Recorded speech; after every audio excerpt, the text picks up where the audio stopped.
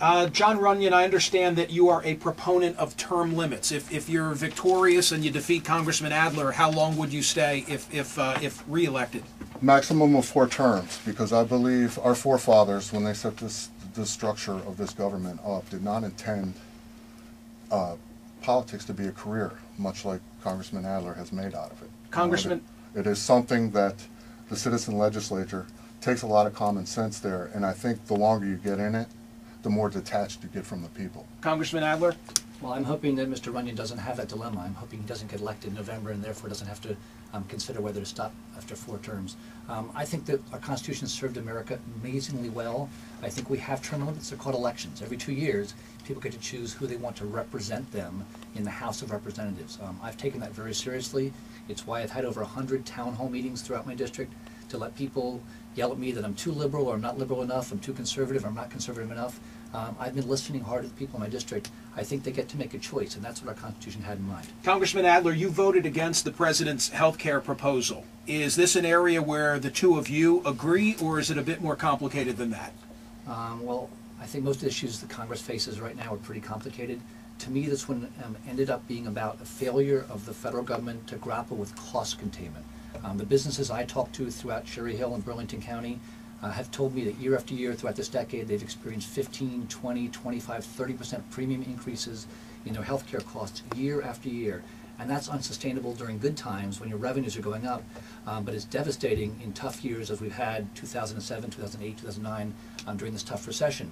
I think Congress failed to contain costs for families that purchase their own insurance and for businesses that purchase insurance for the employees and their families. I think that was a fundamental failure. I voted against it because it didn't do the right thing for our economy in the long term.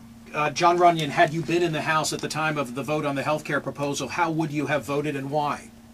Well, I would have voted against it, much for the same reasons I think Congressman Adler just stated. It did nothing to control the cost of it. But I question Congressman Adler's vote on it. You know, it's convenient that the first vote came down 3 days after Republican Chris Christie took this district by 17%, and to try to run back the middle to be a moderate in a very moderate district. You know, he's voted with Nancy Pelosi over 90% of the time, and has voted with Jim McGreevey and John Corzine over 99% of the time. Michael, I got to jump in because it seems like John just got into his attack points that the folks coached him to say. The reality is when the Democrats announced their bill on health care back in June of 2009, that day I announced it wasn't good enough because it didn't contain costs for businesses and for families. That day I spoke to the Speaker, I spoke twice to the President of the United States of America, once in the Oval Office for half an hour, saying time after time it didn't contain costs. I said it in town hall meetings. I had liberal people in my district boo me. I had a liberal run against me in the primary this past June because I believed it had to contain costs. So it's troubling to have people of either party attack me suggesting political expediency when from the very beginning I was extremely consistent. We had to contain costs so businesses could see relief in these rising premiums that are just unaffordable for our economy. So it's troubling to have cheap shots come in when we really should have a real discussion on the merits.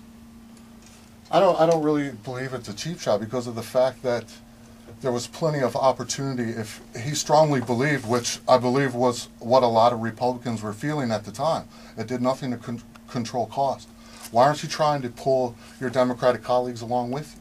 I don't think there wasn't a lot of effort made to try to do that, to try to make this a legitimate thing instead of cramming it down the people's throats. We live in a political society where we love to label one another, and maybe some people love to label themselves. Jon Runyan, if I were to say to you, ideologically speaking, what are you? Liberal, conservative, moderate? How do you describe yourself? Common sense conservative.